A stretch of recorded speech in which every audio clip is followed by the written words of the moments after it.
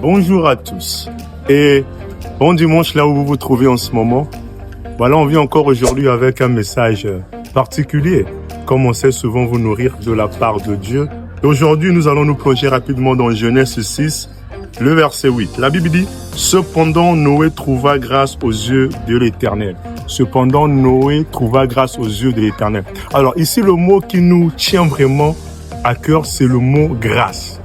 Alors, on va essayer un peu de repartir dans les origines du mot « grâce ». Grâce en hébreu veut dire « shanon » et en grec veut dire « charis ». Alors, lorsque nous avons le mot « shanon » et « charis », c'est tout simplement une faveur non méritoire, pour ne pas dire une faveur imméritée.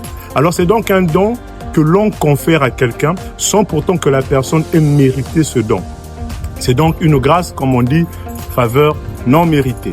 Alors, hélas, aujourd'hui, dans l'église où nous sommes, nous avons beaucoup de chrétiens qui pensent que le fait d'avoir une intimité avec le Saint-Esprit, le fait de vivre les prouesses avec Dieu, le fait de marcher en intégrité avec Dieu, cela émane de leur effort. Alors non. Voilà pourquoi beaucoup de personnes, après avoir été ramenées à terre, après avoir été combattues, après avoir été, je peux dire, égarées, ils ont du mal à se relever, ils ont du mal à revenir sur le droit chemin. Parce que quoi?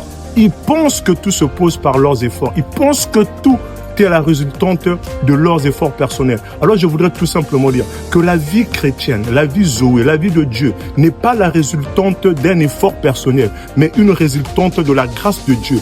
Car si nous vivons et que nous marchons en intégrité avec le Saint-Esprit, ce n'est que grâce. Alors à toi qui vois ta vie de prière être attaquée, à toi qui vois ta vie de prière être encore ramenée, relancée par-ci, par-là, par tous les coups que tu reçois. Et des fois, tu as du mal à continuer. Tu as du mal à te lever en prière. Tu penses que tes efforts te suffisent. Tu penses que c'est le temps que tu mets en jeûne qui te suffise. Non, mais c'est la grâce de Dieu. Alors je vais tout simplement te dire aujourd'hui, accroche-toi à la grâce de Dieu. Peu importe comment tu tombes, peu importe comment tu chutes, mais reste attaché à la grâce, celui qui te donne la force de continuer. Voilà, on va s'arrêter par là. On se dit au prochain numéro. C'est bel et bien votre frère, votre humble serviteur, Glory Xavier Nzilat. Alors, je vous bénis de la part de Dieu depuis le Congo-Brazzaville. Soyez bénis, vous qui nous suivez aux Antilles, à Haïti. Que Dieu vous bénisse de partout dans le monde. On se dit à bientôt. Que Dieu vous bénisse. Ciao.